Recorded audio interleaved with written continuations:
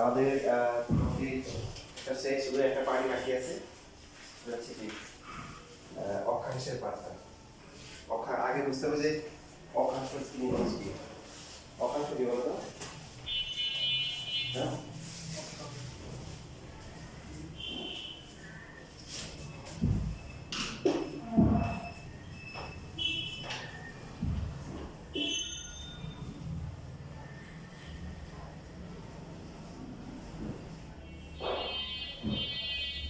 আমরা এটাকে যদি উত্তর মেরু কনসিডার করি হচ্ছে দক্ষিণ মেরু, এটা হচ্ছে কি পূর্ব, আর এটা হচ্ছে কি পশ্চিম। তো যেটা আগে বলা হয়েছিল যে তোমার যে মেরু যেটা আছে দক্ষিণ মেরু উত্তর মেরু, পূর্ব আর পশ্চিম মেরু বলো না কেন?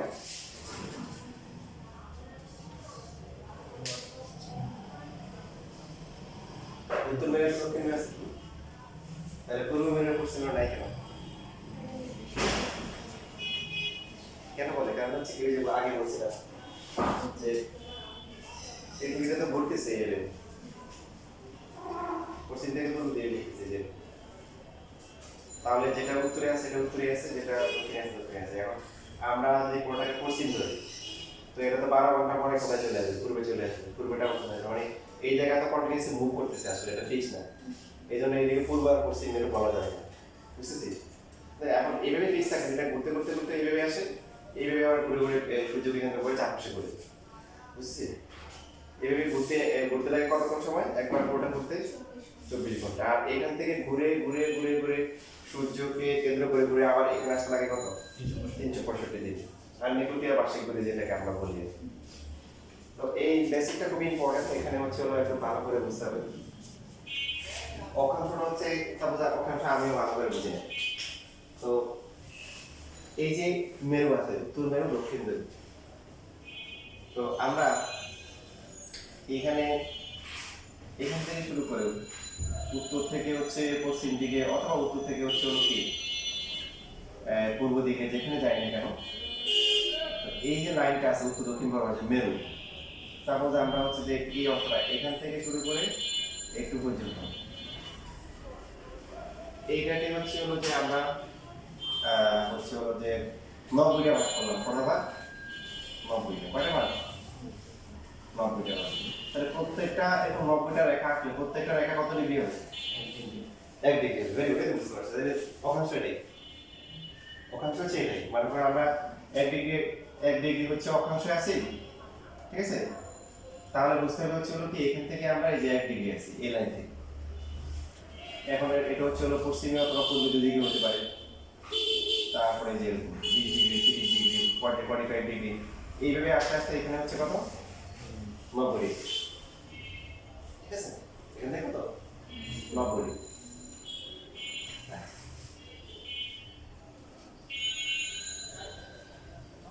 এবার এটা বোঝানোর জন্য সাপোজ হচ্ছে হলো যে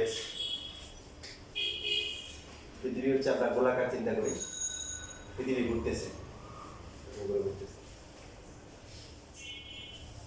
তো আমরা বোঝানোর জন্য বলতেছি যে পৃথিবীটা সাপোজ এখন আমরা এই গ্রহটাকে এইভাবে নিয়ে আসি, পৃথিবী ঘুরতেছে বা এইভাবে ঘুরতেছে। তো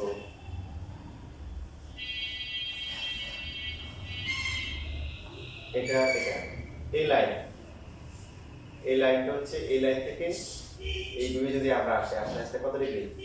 90 ডিগ্রি। আবার এখান থেকে কি আস্তে আস্তে এদিকে হচ্ছে হলো কি 90 ডিগ্রি। ব্যাপারটা এরকম হয় না যে এটা 110 ডিগ্রি 120 ডিগ্রি এরকম কাপ করা, এটা হচ্ছে 90 ডিগ্রি, এটা হচ্ছে 90 ডিগ্রি, বুঝতেছি? মানে এই রিজনে চলে আসলে আবার এখান থেকে কাট করা হয়। অর্থাৎ এই পার্টটাকে আমি দুই ভাগে ভাগ করি, এই পাশে থাকলে হচ্ছে দক্ষিণ গোলার্ধ আর এই পাশে থাকলে কি উত্তর গোলার্ধ, বুঝতেছি? যেন আমাদেরকে যদি বলে হচ্ছে হলো যে অক্ষাংশ হচ্ছে হলো যে 10 ডিগ্রি দক্ষিণ, তাহলে বুঝবো কি যে এখানে কোথাও আছে, বুঝতেছি? আর যদি বলে 10 ডিগ্রি উত্তর, তাহলে কোথায়? ভাই এইখানে কোথাও আছে। বিষয়টা লাগবে, অক্ষাংশের বিষয়গুলো একটু ক্লিয়ার নিয়ে দিতে এটাও লাগবে আজকে।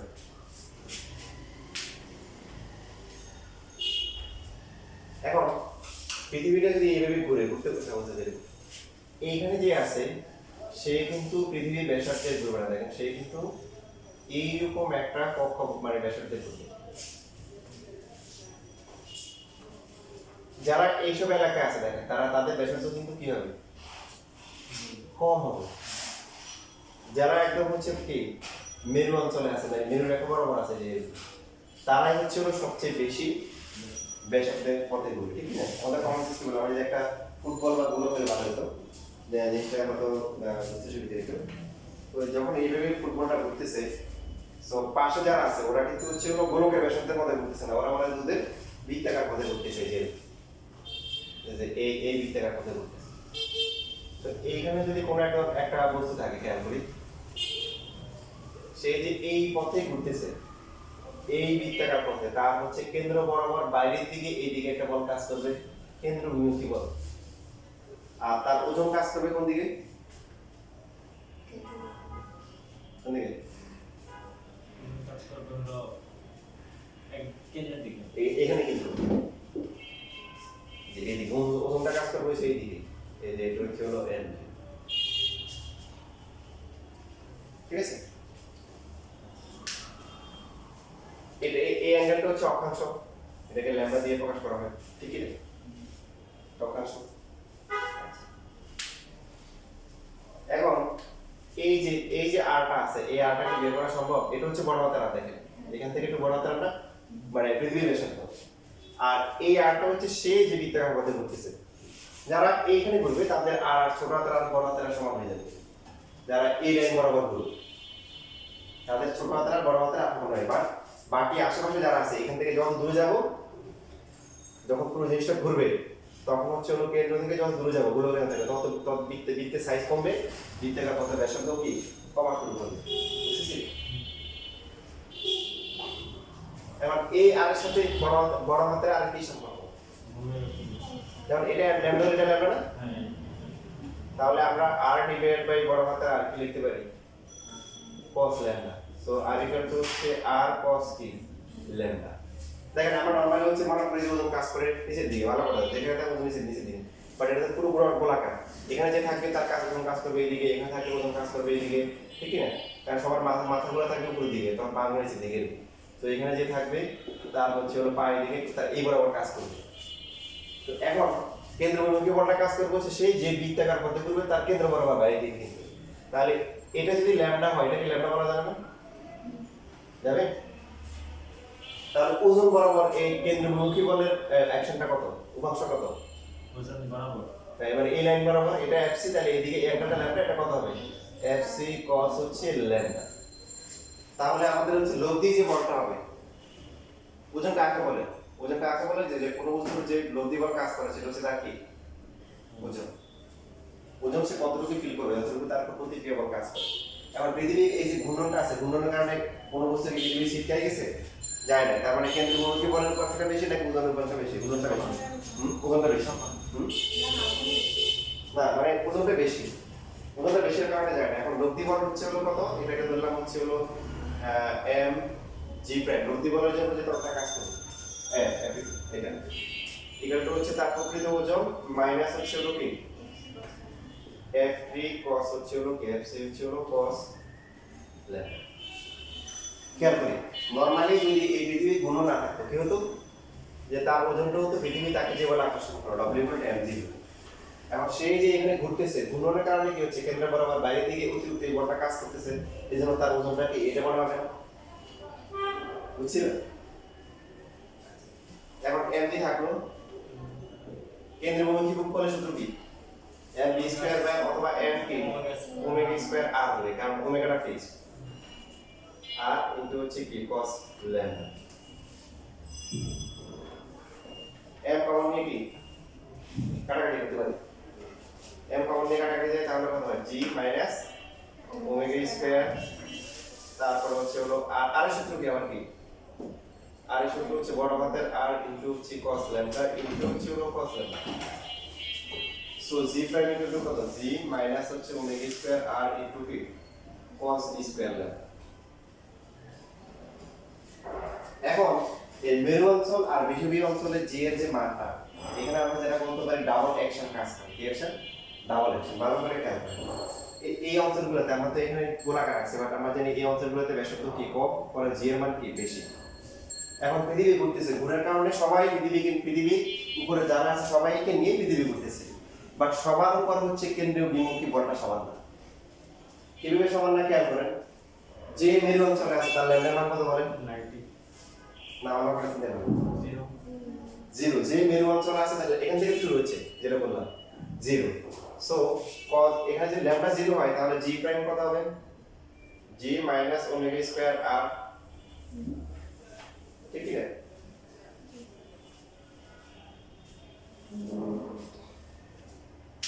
আচ্ছা আমি মনে হয় উল্টা করে ফেলছি। আর হচ্ছে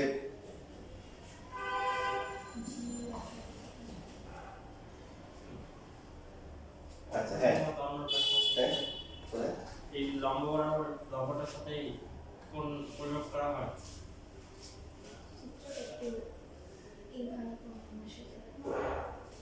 চিত্রের আমরা মনে বলে দিচ্ছি, হ্যাঁ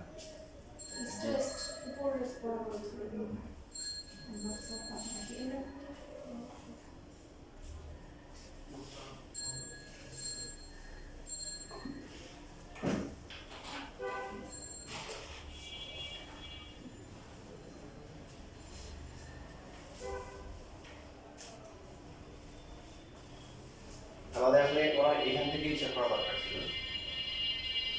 যে অক্ষাংশের ইয়েটা মনে হয় কনসেপ্টের মধ্যে আমি দেখি না, তো আসলে এই জন্য আমরা বলে গেছি জি প্রাইম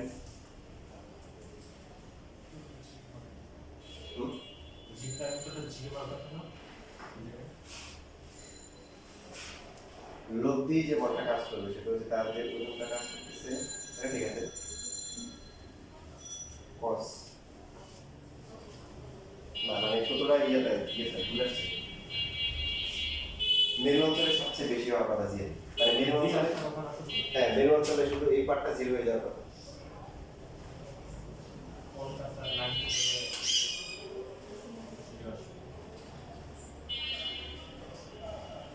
বইয়ে রাখছে বই নিয়ে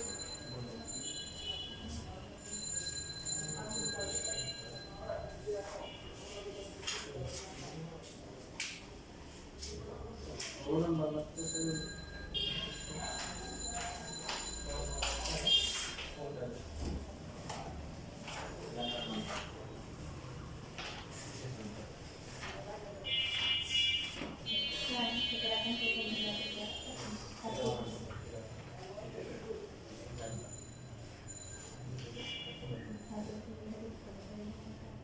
আচ্ছা এই যে মানে হ্যাঁ আমাদের কনসেপ্ট এখানে ভুল হচ্ছে আর কি, যে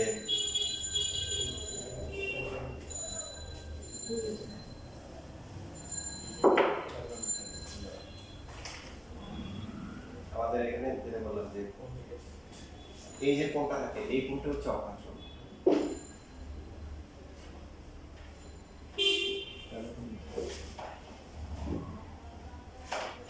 পূর্ব পশ্চিম থেকে যে কোণটা হিসাব করা হয় এটা হচ্ছে অক্ষাংশ।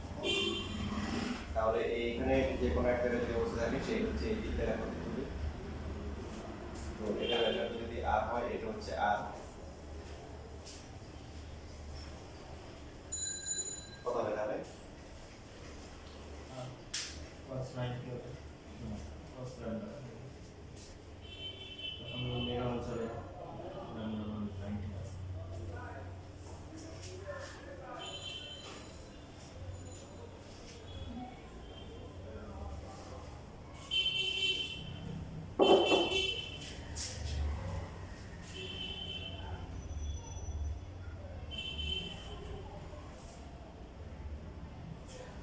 আচ্ছা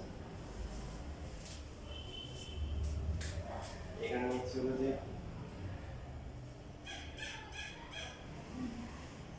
কিভাবে চিন্তা করতে হবে, আমাদের আসলে ওই ঘূর্ণনটাকে চেঞ্জ করে দেওয়াতে এই জন্য আমরা করেছি।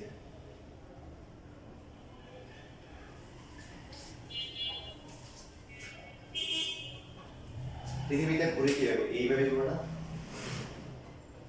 তার মানে হচ্ছে যে মানে এই ঘূর্ণনটা যে এখানে থাকে সে এই পথে ঘুরবে, পৃথিবীর ঘুরবে, ঠিক আছে?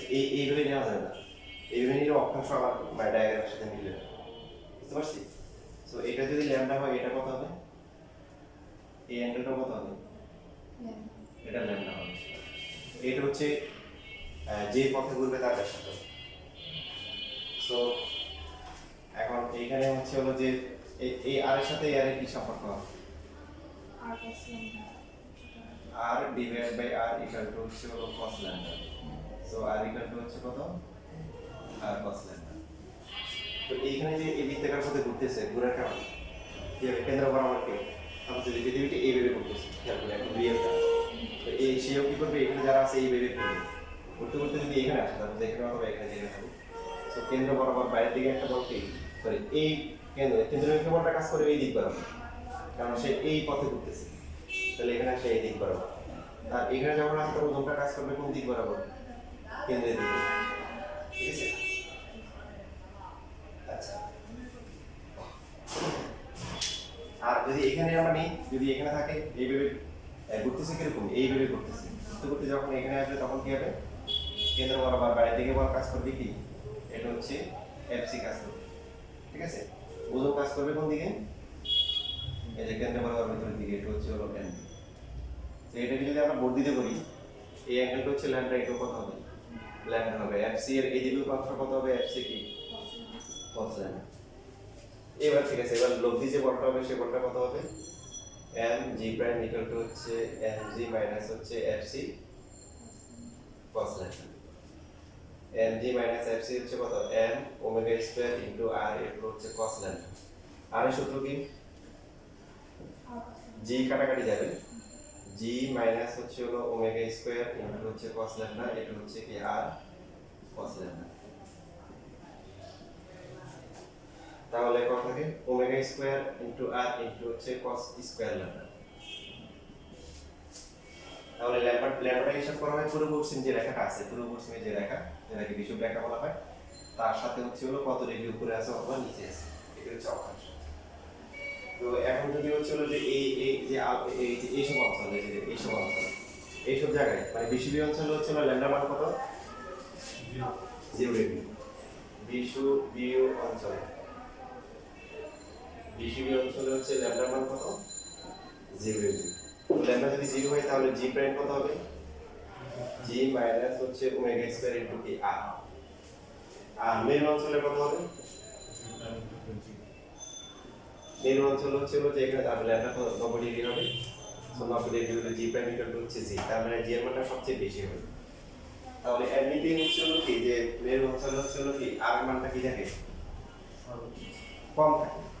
জি এর মানটা এই জন্য সর্বোচ্চ। মেরু অঞ্চলে দক্ষিণ বরাবর পৃথিবীতে এই যে নর্থ সাউথে হচ্ছে হলো কি ব্যাসার্ধ কম থাকে, আর পূর্ব পশ্চিমে ব্যাসার্ধ কি থাকে? বেশি থাকে, তাই না?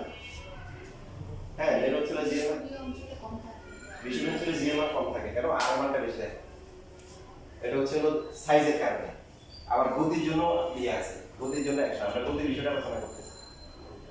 পৃথিবী হচ্ছে হলো এটা ঠিক আছে, জন্য ব্যাসার্ধ বেশি না?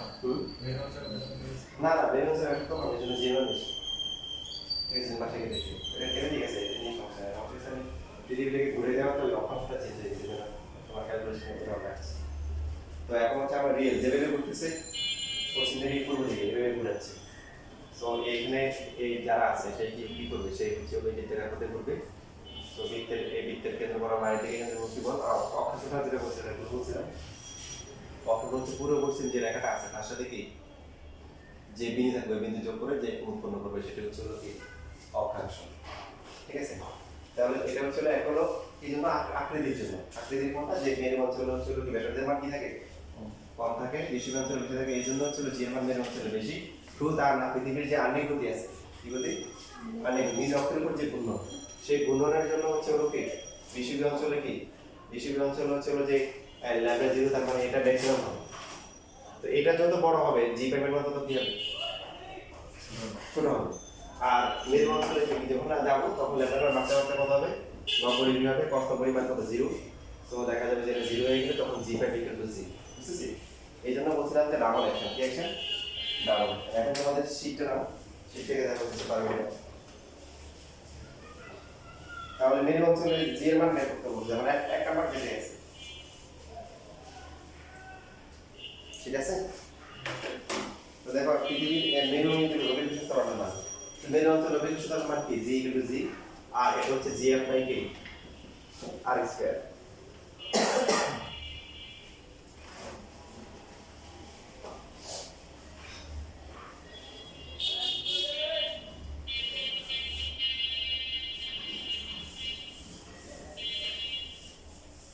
আচ্ছা, বিষুবীয় অঞ্চলে একটা বস্তুর ওজন শূন্য হতে হলে কণিক বেগের মান বৃদ্ধি করতে হবে, দেখো বলো। এটা তো সমানুপাতিক প্রমাণ করে দিলে পারো কোনটা? যে যে যে বিষুব অঞ্চলে এটা লিখবা, এটা লেখা দরকার নাই, আর এটা তো বলেছিল মানে ক্যালকুলেশন ঠিক আছে, কিন্তু ডায়াগ্রাম বলছিল।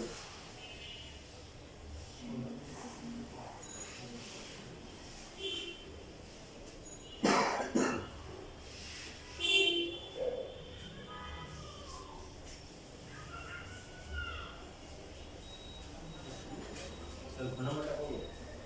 কতবার ভাই?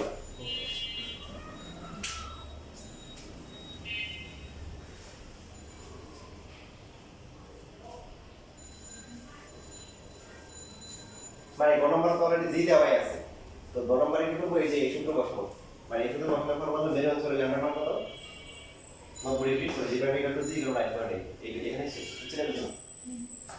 আচ্ছা, তাই নাই বুঝছো, বরাবর ক্লিয়ার করবা, মানে এই সূত্র লেখা, এই সূত্র লিখে বলবো যে ল্যাম্ডা কত, মেরু অঞ্চলে ল্যাম্ডা মান কত, 90 ডিগ্রি, 90 ডিগ্রি বলবো জি জি বাই ইকুয়াল টু জি, জি দেওয়া আছে 9.8, এটা সেখানে আছে। বিষুবীয় অঞ্চলে বস্তুর ওজন শূন্য হতে হবে, বস্তুর ওজন শূন্য হতে হলে কি করতে হবে, কণিক বেগ কি করতে হবে, বেগের মান বৃদ্ধি করতে হবে, গাড়ি দিকে বেশি করো।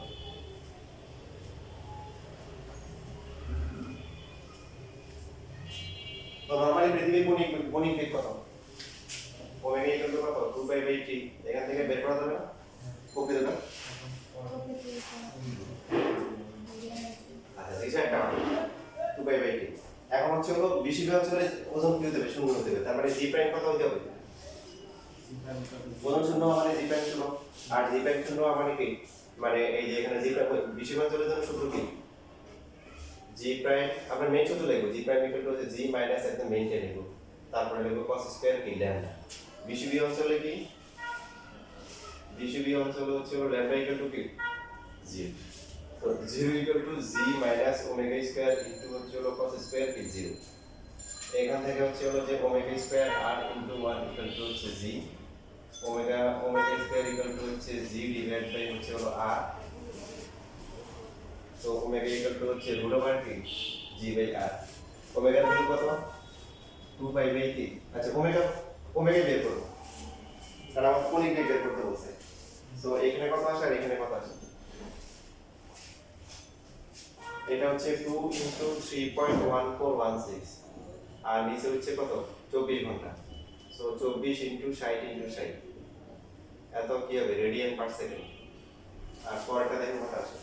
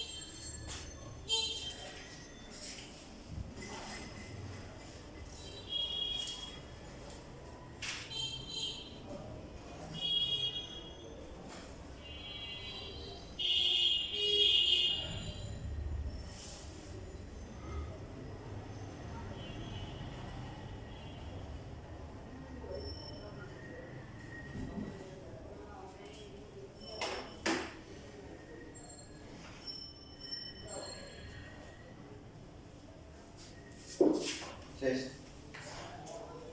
কোনটা কত আসে? এটা কত আসছে, এটা কত আসছে? পরের ওমেগার মান তো কম আসছে। এদের বেশি অঞ্চল একটি বস্তু শূন্য তৈরি কণিক বেগের মান বৃদ্ধি করতে হবে, মানে দেখবে শেষ সম্ভব।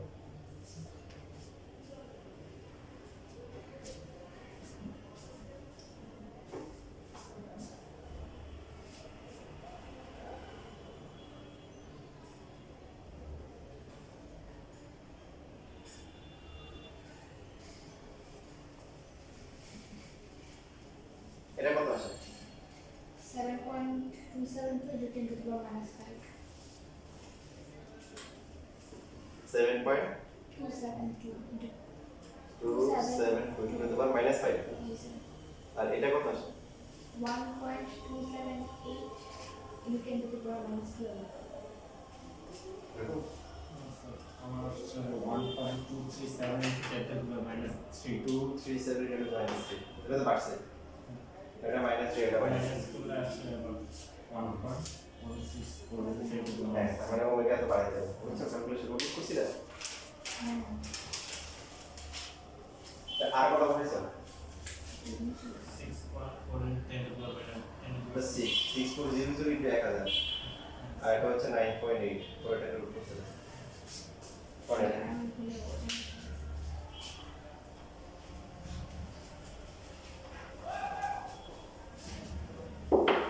আচ্ছা, তারপরে এখানে আর কি অঙ্ক আছে? এই যে 3 নম্বরে যে আছে, 3 এর গত আমরা আগে করে ফেলছি। যদি আর্নিক গতি না থাকতো তবে পৃথিবী অঞ্চল হতে মেরু অঞ্চলে স্থানান্তরের ফলে ওজনের পরিবর্তন হবে কি? তারপর বলো দেখি। মেরু অঞ্চল। এটার সাথে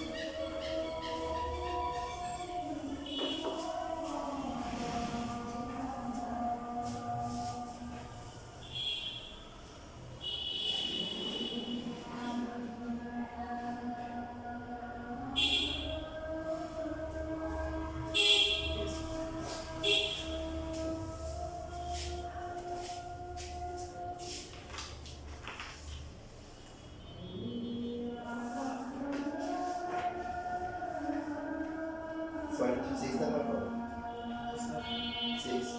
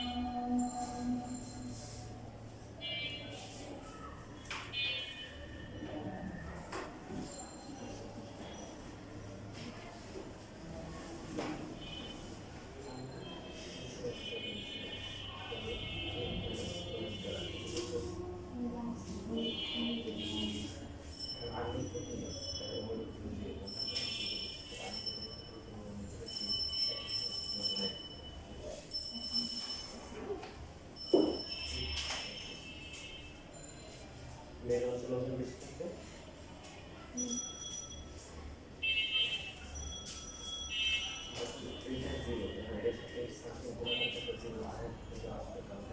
আন্নিক গতি নেই তার মানে ওমেগা জিরো না ওগুলো কিছুই লাগবে না ওগুলো দিন না থাকলে ব্যাসার্ধ দিন আমার ব্যাসার্ধ দিতে হবে না ব্যাসার্ধ ওষুধ মানে ধরে নিচ্ছে ওষুধ তো দিয়ে করি নাই ওমেগাই নাই সামনে যেতে হবে ব্যাসার্ধ মানে জিনি জিনি বাই আসতে ওগুলো ঠিক আছে বাট মানে নর্মালি ম্যাথে এভাবে করতে হবে আমার যে প্রাইম মিটার চলছে